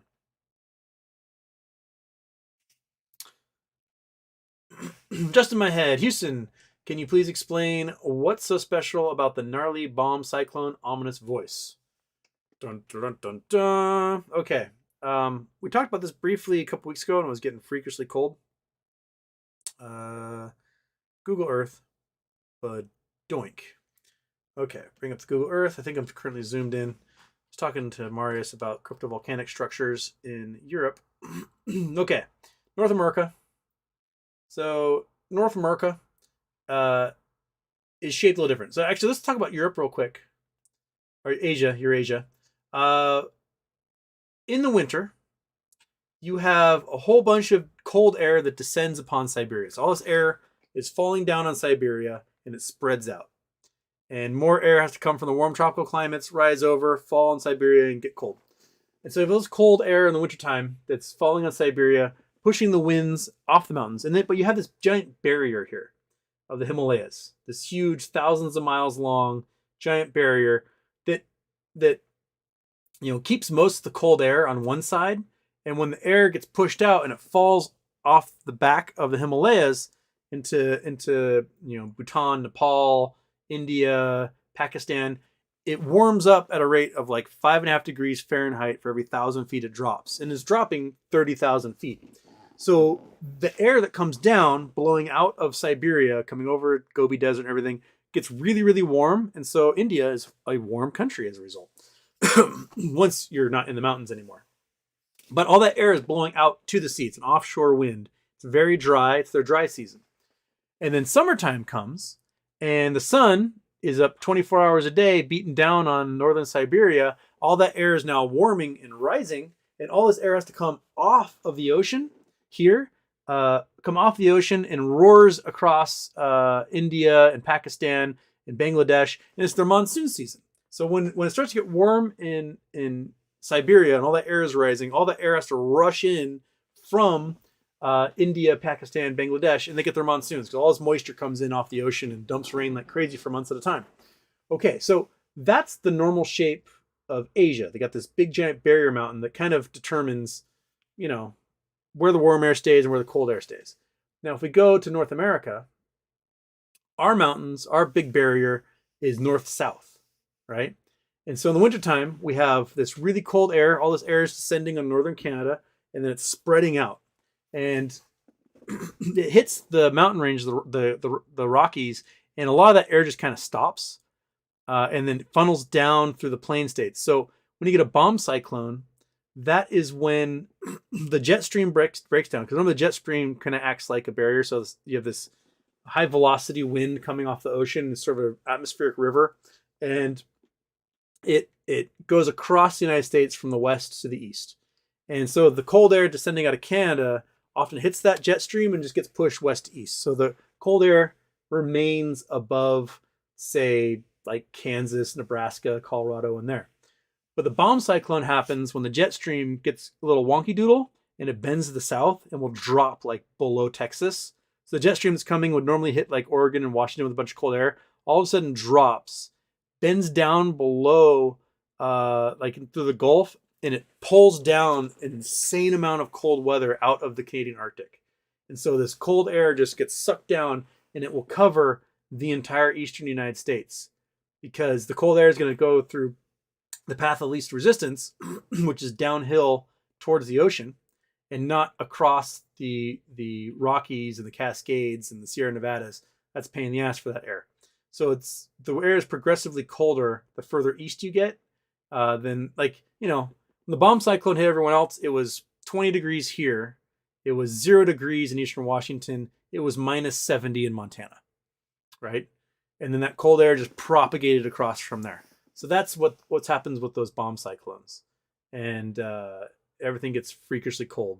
And like places like Texas, which is so many, Texas, this central Texas is at 29 degrees north, whereas Seattle's at 47, 48. And Texas will be 20 degrees colder than Seattle as a result, even though it's that much further south. So did that help? Did that make sense for your bomb cyclones to explain why it happens? Got a dry throat today, Cat.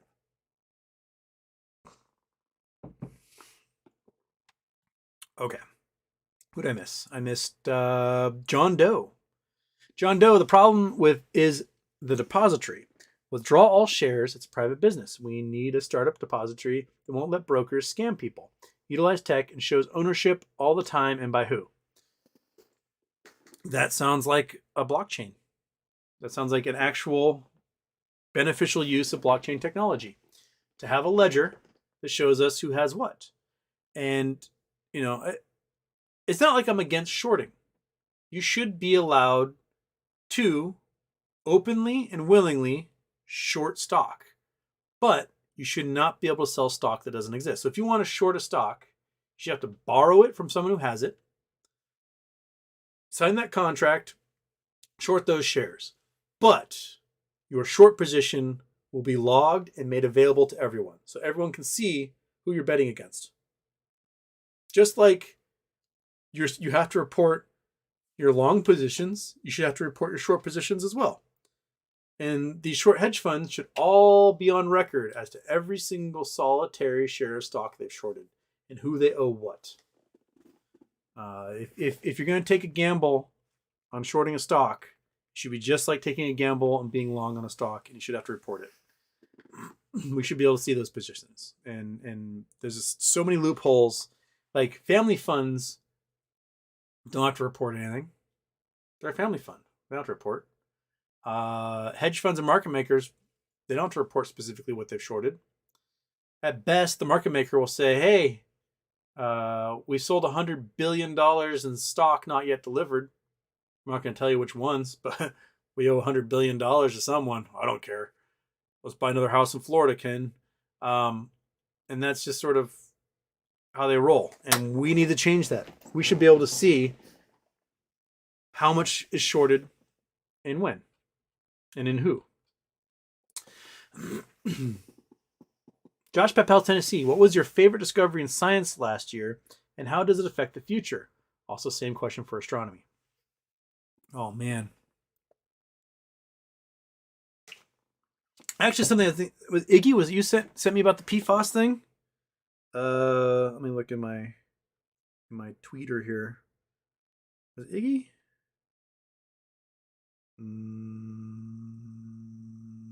Who was it? Someone sent me a thing about the stuff that eats PFAS. It wasn't Iggy. You guys send me so many messages I can't ever figure out. Like, who sends me what? I can't remember. Okay, wasn't Jersey. Wasn't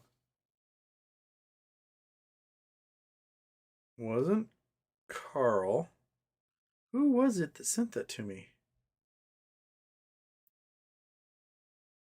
Daphne, George.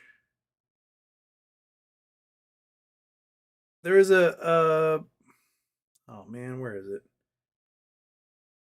So there's these things called permanent chemicals, PFAS,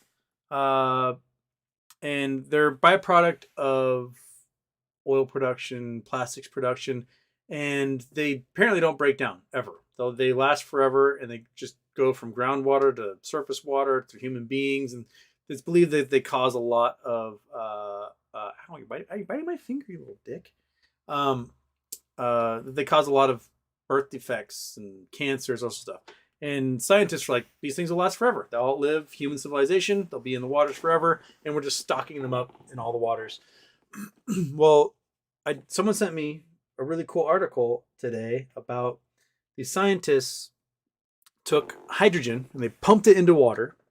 And when you pump a bunch of hydrogen into water that's already H2O or has hydrogen in it, it makes the electron bonds in the water molecule unstable. And when they're unstable, they can then bombard the entire thing with UV light and blast apart the PFAS chemicals. And yeah, there's Bakudon saying right there. It's amazing. They did it only on a small scale, but if they could start processing like at every water treatment plant around the world with this stuff, just make it standard operating procedure, then they can eliminate these forever chemicals from the water supply. I think it's a really, really, really cool thing. Now, the coolest thing in astronomy in the last year, probably just James Webb Space Telescope in general. That thing's up and running, and that we're seeing what we're seeing coming from it. I mean, it took 23 years longer than they were expecting, but it's finally up. Yay! It was supposed to go up in 2003, so I guess 19 years longer than they were expecting. Cat, what are you doing? So, all right, Cat wants to go outside. You want to go outside? You want to leave? There you go. Okay. Cat just wanted to leave. That's all right, monkey. Bed's all yours. He's not coming back. So, those are the two coolest things, and I only learned about one of them today. Well, yeah, and the fusion they already did that exact same experiment, just at a lower energy level, and they got more energy out than they put in. So, fusion's the future, though. That is the future of everything.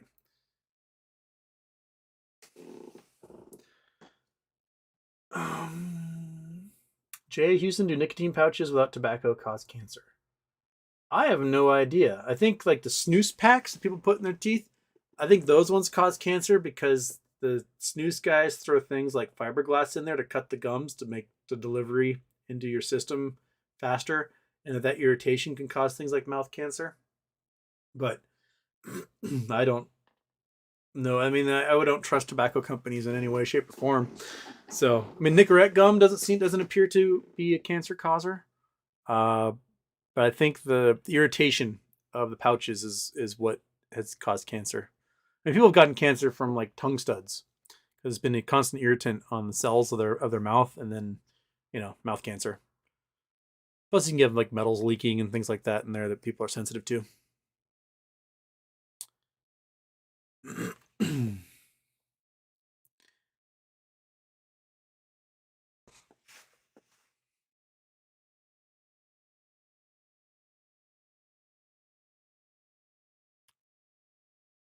Tyler English, custom design, and the shirt gets mailed and sent to someone after the show with a distributor. Any size and color change. Good change. I like that. I'll probably do like a cafe press or something then that way. I just need to. I have no design skills. I need somebody who knows how to design things. Who'd like to volunteer for Charity Tuesdays. Because you see me draw on paint. That's about the top of my design skills. With artistry is. I'll see if someone wants to. I always wanted to do like a Be Stronger Than Your Lizard Brain shirt or my Fish Wears a Mattress shirt. Stuff that just makes only sense to you guys. So you can wear it out in public and people are like, what the hell is that about? And be like, well, I watched this YouTube podcast with this total jerkwad, and it's from that. So, and that reminds me, I still have, how many do I have? I haven't talked about these in a while. I have 5. I have 5 Houston We Have a Problem stickers left. So we're almost to Valpak coupon land. So if you guys, in the description is the P.O. box, you send a self-addressed stamped envelope, and you're one of the next 5, you will get a sticker. And if you're number 6, you will get a Valpak coupon. And also an apology that you didn't make it. So there's still 5 of those guys left. It's lasted a year. It was Christmas last year. My sister gave me 100 of them. So we're down to 5. So get them. I think I sent out. Yeah, I sent out all the ones I need to send out. Yeah, so everything got mailed. I should have gone to the post office today. I didn't think of that. Post office tomorrow, dog. Post office tomorrow. Okay. Where am I? Oh, I'm back to being an hour behind again. Cool.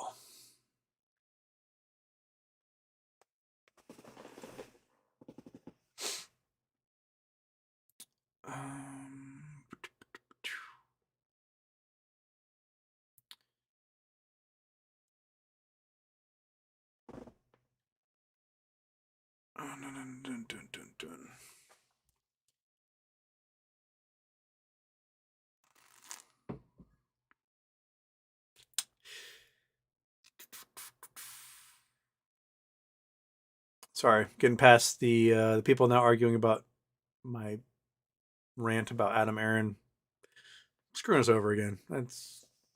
I don't trust him at all. He keeps me like, but I'm trying to help you, and then he does this exact thing that hurts us. And I'm like, why'd you do that thing, man? And he's like, why don't you trust me? And I just sold 34 million shares of my own. Like, come on, man. Come on, man. So,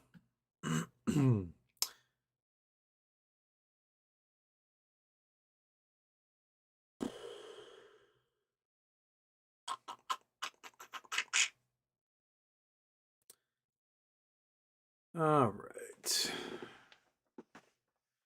Ayo, rock stocks, alien butt stuff, and dog farts. That should be a good t-shirt also. Rocks, stocks, alien butt stuff, and dog farts. Thoughts on GTII? I have no thoughts on GTII. I heard there's rumors going around that they want to merge with another company. But I got no beyond that. I have no thoughts on them. If you got in before September, you're probably doing really well right now. And yeah.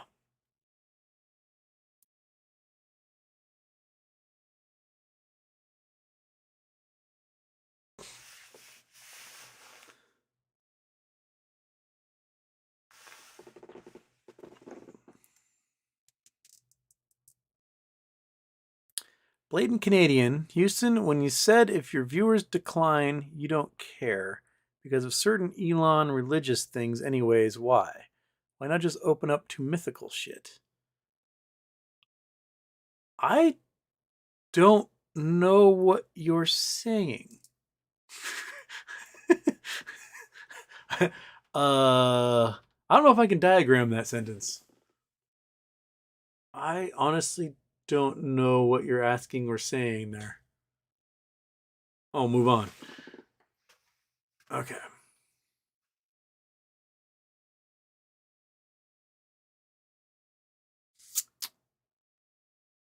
Bum, bum, bum.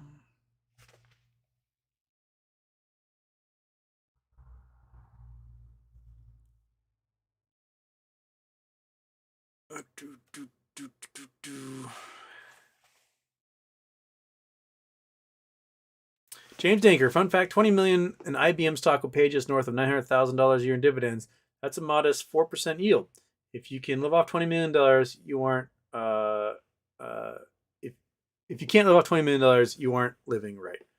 Yeah, I mean seriously, any one of you could get $900,000 a year. You would be so stoked, right? Wouldn't it be nice to make like 20 times what you're making right now? That'd be fantastic. You would drive a nice car, live in a nice house, take nice vacations. You would never have to do anything ever again. You're cool. You're with it. You're done. You made it. Good job.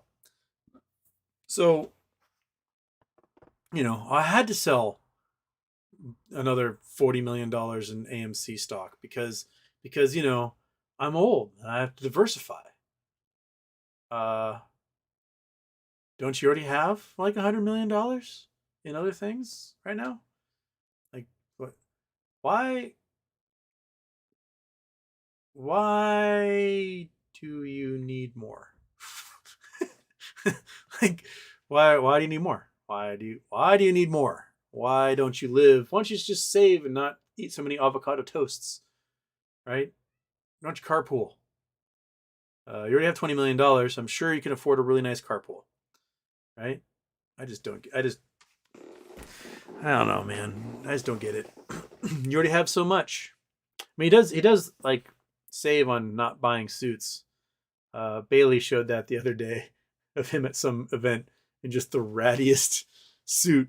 Also, I will take Adam Aaron to Men's Warehouse if he needs it, and we can get him a new jacket. He's got the money for it. Now you want back in? Here? Yeah, now okay. You had enough outside, now it's time to come back in. All right, well, I have a few minutes left, Cat, so that's that. Okay.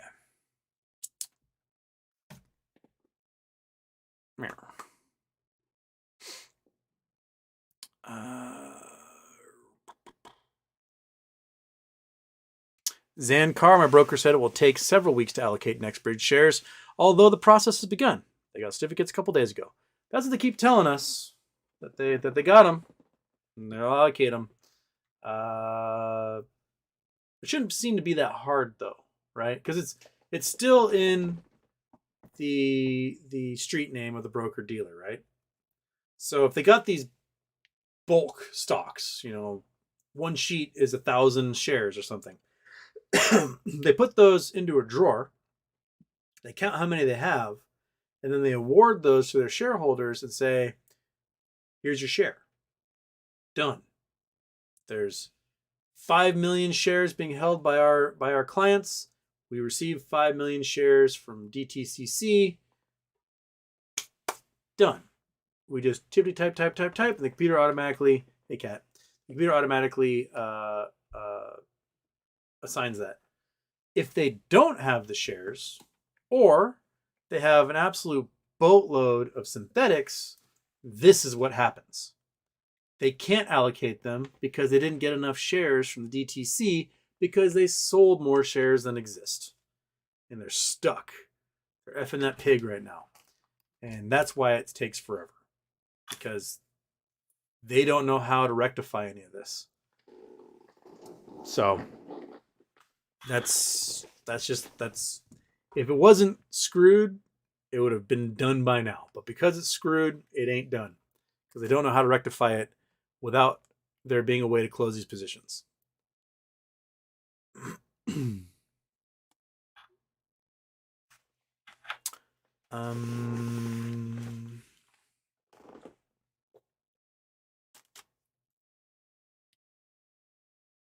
Gary Del Vecchio, do you think Tesla operations are being hurt by Twitter? The stock price, yes, but day-to-day production, yeah. Something like 95,000 people who had pre-ordered Teslas called to cancel their orders in December. That's a lot. The price of used Teslas for the first time, the resale value is below that of just regular cars because sellers can't find buyers. People don't want to be seen driving in a Tesla right now. So, a lot of folks who are, they got their smug. Remember that old episode of South Park? They had all the Priuses and it produced too much smug. Same thing with the Teslas. There was a lot of smug. Like, I'm driving a Tesla. Look at me going real fast, saving the earth. And now all of a sudden, you buy a Tesla, you're seen as a particular political light than before. And a lot of those folks don't want to be associated with that. And so the repeat buyers are vanishing. The new buyers are vanishing. And the used car buyers aren't there. So the price point has dropped a lot.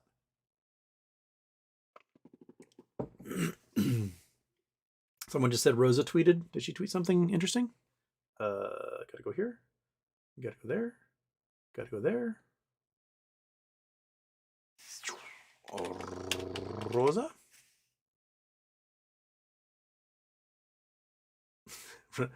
Also, Roza, also known as not Roza.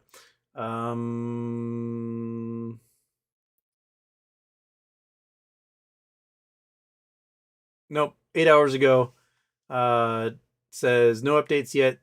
I see your messages and data and haven't had time to dig into most of it, but appreciate it as always. Okay.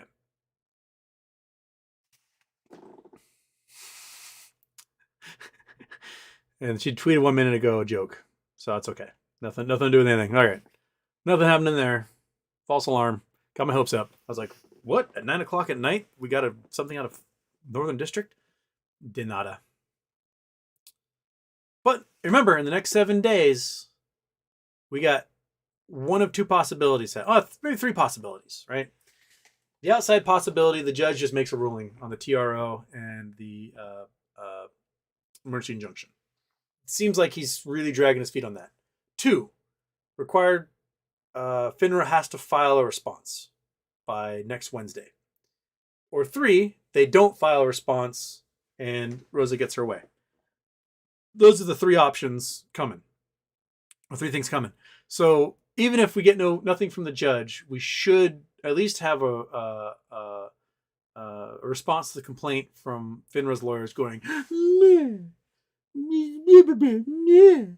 And it'll be full of a bunch of horse pucky. We know it. You know it. Bob Dole knows it. So that's what we'll at least have that to go over sometime in the next couple of days. Because my guess is they'll respond because they don't want to deal with not responding and whatever implications that could mean, which could be financial ruin for everyone, and who's not us. So they better respond if they know it's good for them.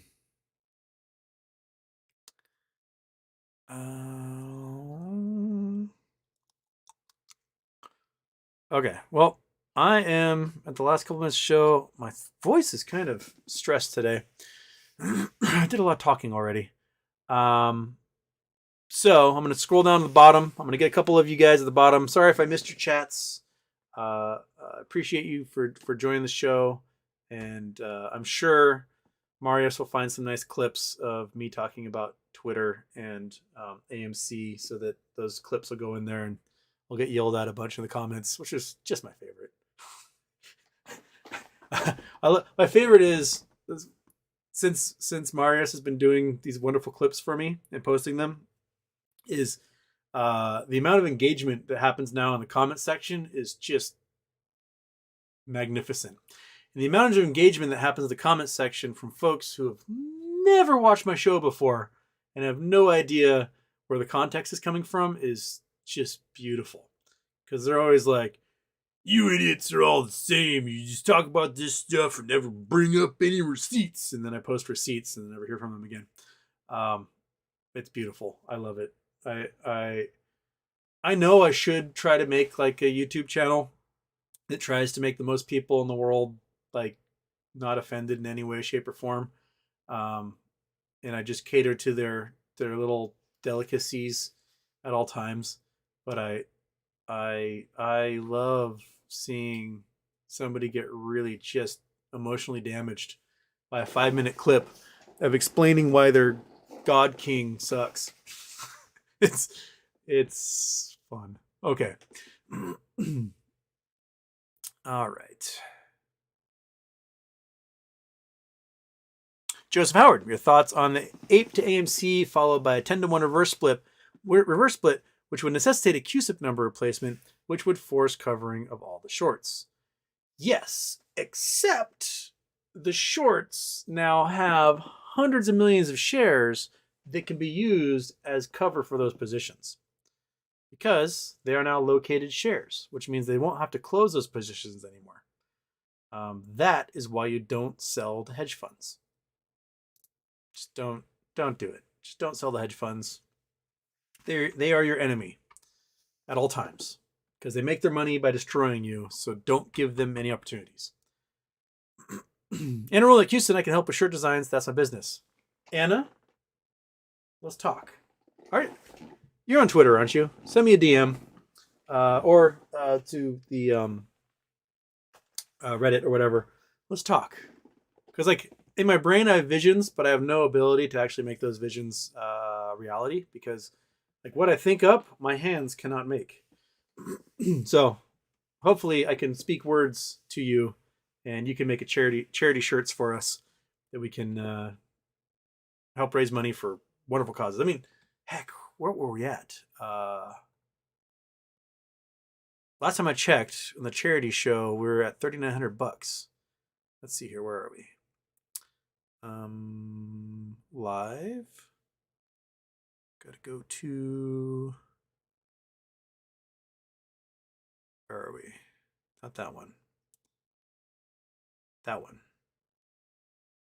Charity Tuesday. Click on it. Go there. Sorry, one sec.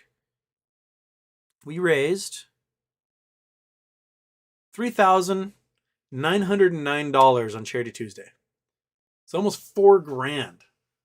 We broke the old record by $1,400 and I did almost $4,000 for St. Jude's. That is just awesome. All because of this silly calendar. So if we can, if I can entice you guys on Charity Tuesdays to really just kick it into gear with a goofy t-shirt or I don't know, maybe Monkey Butt can like make a sculpture. I don't know, something.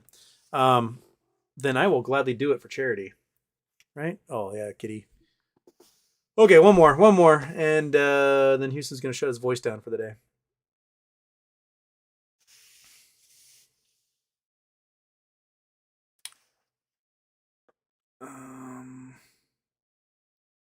One more. One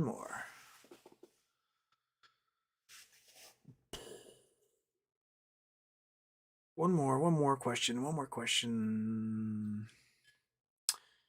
Ingrid, Scarred, Houston, when we all cash out, come to Oslo. We'll take you out for a fancy dinner, courtesy of MOAS.